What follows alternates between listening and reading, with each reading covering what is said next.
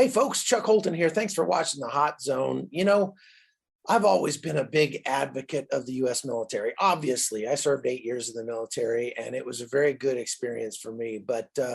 And I still think that we have an incredibly powerful military, one that could do great things around the world if it was ordered to do so. And whenever the shackles are taken off our military, they tend to absolutely dominate on the battlefield. However, I don't think the U.S. military is above reproach. I don't think it's above criticism. And so I've been kind of depressed over the last year or so as I've seen the military just be used as a political pawn, and not just over the last year, really since the Obama administration. And back in the Obama administration, the U.S. military started to change very rapidly. It was traditionally a place that was sort of a bastion of conservatism. It was a sort of apolitical and didn't participate in all the political shenanigans that went on in our country. But under the Obama administration, he worked very hard to change the military into something that it shouldn't be, which is a social experiment more than a lethal fighting force. And that had very deleterious effects on the US military and on our country.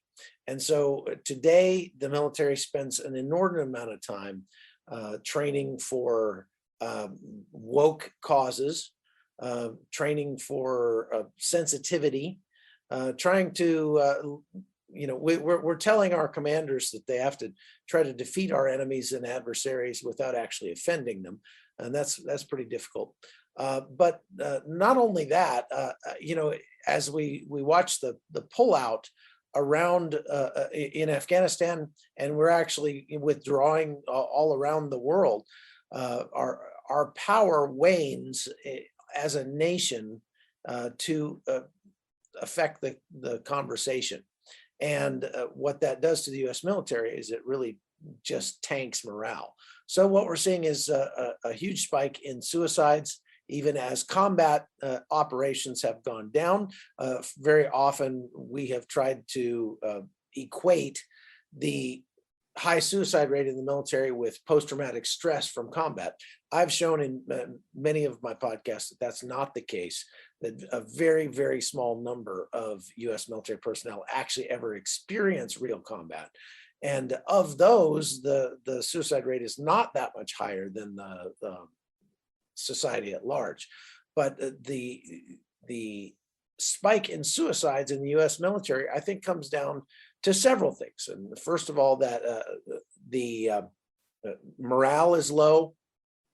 We're not giving our soldiers, sailors, airmen, guardsmen, and Marines important, meaningful, world-changing, world-shaping jobs to do by and large anymore.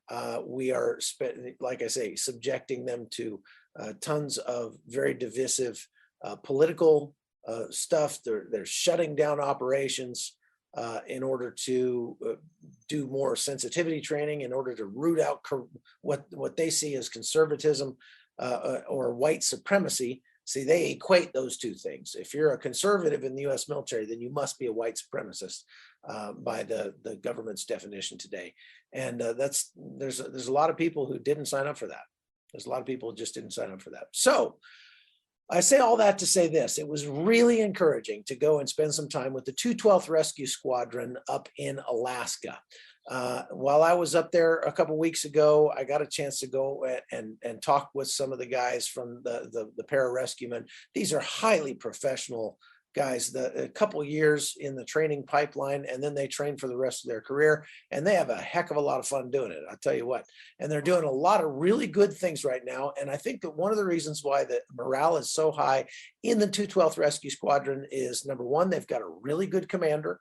They've got a commander who understands the guys and what they need and what they're there for, and lets them do their job.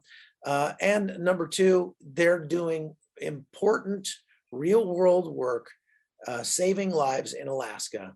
And so I wanted to show you this piece that I made about the 212th Rescue Squadron. Check this out. For the past 2 decades, this small Air Force pararescue unit in Alaska has spent years serving in war zones around the globe, and it gives them a special perspective on the recent pullout from Afghanistan.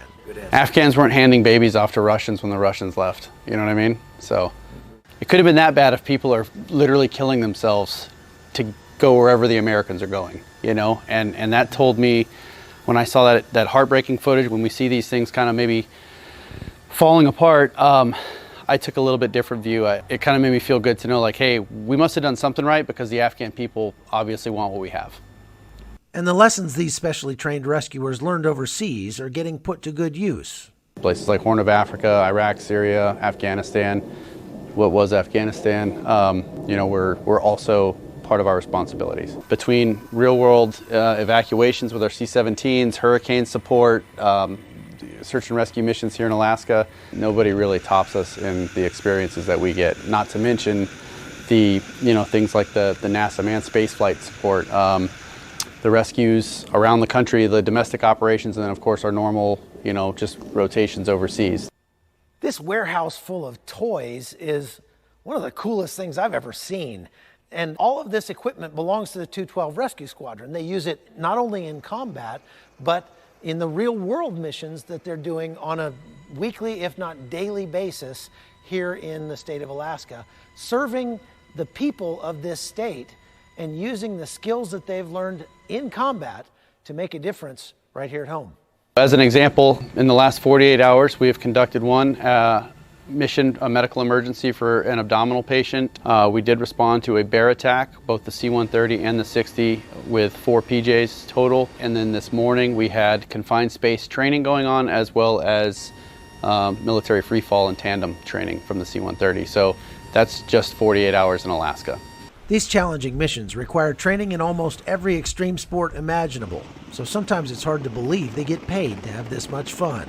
We're a very tight-knit community up here, so it's kind of hard not to have fun, even when things are a little bit miserable, which Alaska can throw some miserable conditions at you. People seem to still have a smile on their face. And their record speaks for itself. The men and women of the 212th Rescue Squadron find it encouraging to see all that experience being used to help their fellow Americans. Yeah, I'm hesitant to say that we have fun, because as soon as somebody finds out you actually enjoy your job, they find ways to ruin it. But yeah, right now this is probably the best job on the planet. From Anchorage, Alaska, I'm Chuck Holton for CBN News.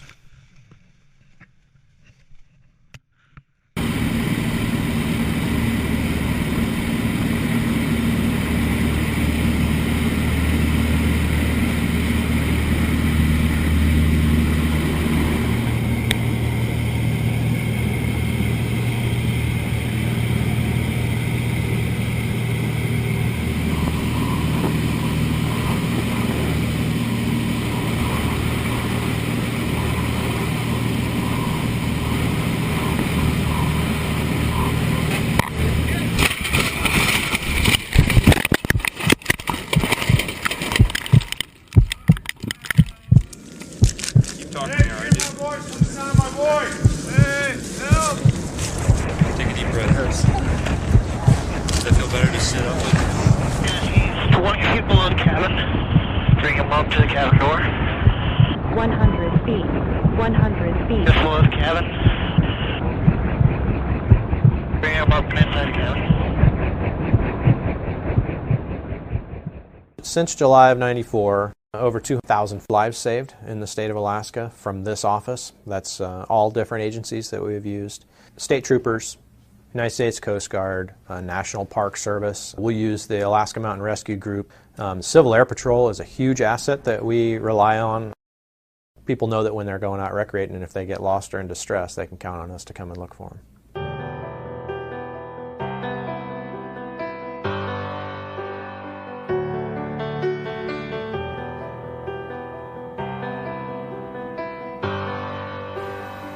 They had to fly into the clouds, and then they inched their way along the mountain. And I mean inched. You could not see the undercarriage of the helicopter itself. It was that thick. And then the pararescue jumpers burst out of this fog of sunlight. He leans up to the plane and looks at me and says, "Hi, I'm here to help." I believe it's two miracles, no question. Thank you would, of course, be the first thing that would come out of my mouth, but I feel like I owe it to them to keep in contact a little bit, just to let them know that I'm recovered and I'm taking ownership of my recovery, and I'm making sure that I get back to that 100% functional state. Since July of '94, the guardsmen here have been on console 24 hours a day, 7 days a week, providing this service for the citizens of the state of Alaska, and also for the military members that are on duty 24 hours a day. It's an extremely rewarding mission. It's been a long history, but the last 18 years here with Guard.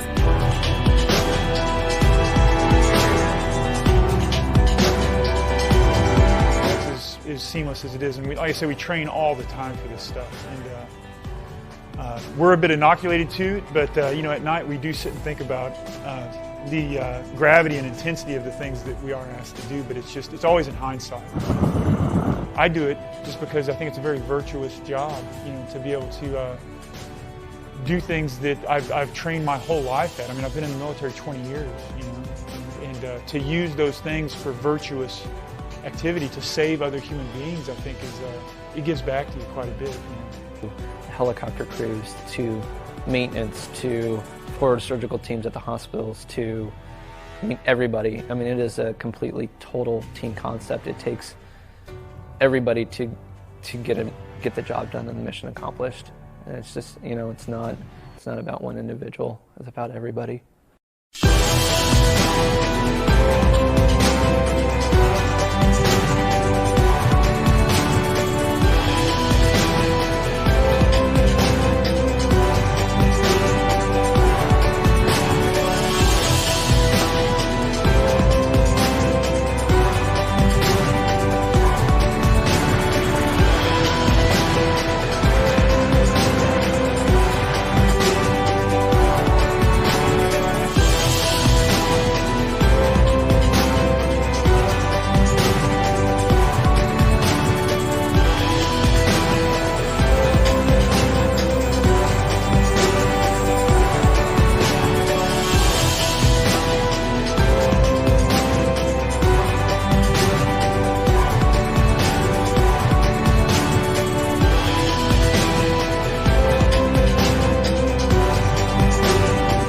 It means the world to me in order to that they were on call, that there was someone for my dad to call in the wee hours of the morning to help get out here and get me off the mountain.